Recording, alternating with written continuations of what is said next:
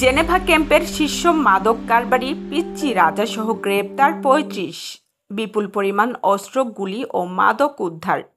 রাজধানীর মোহাম্মদপুরের জেনেভা ক্যাম্পে সেনাবাহিনী, পুলিশ ও র্যাবের যৌথ অভিযানে বিপুল পরিমাণ অস্ত্র, গুলি ও মাদকসহ ৩৫ জনকে গ্রেপ্তার করা হয়েছে।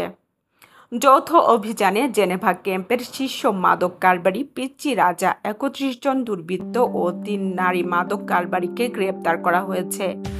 রোববার ভোর ৫টা থেকে সকাল ৮টা পর্যন্ত জেনেভা ক্যাম্পে অভিযান চালিয়ে অস্ত্র, গুলি ও মাদকসহ তাদের গ্রেপ্তার করে যৌথ বাহিনী।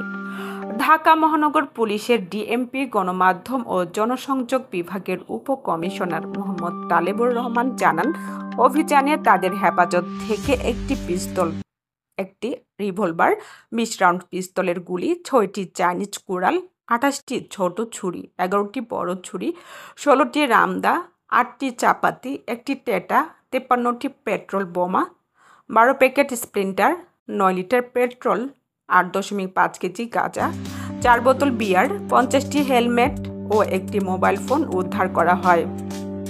তিনি বলেন, রাজধানীর আইনশৃঙ্খলা নিয়ন্ত্রণে ঢাকা মেট্রোপলিটন পুলিশের নিয়মিত অভিযান চলমান থাকবে।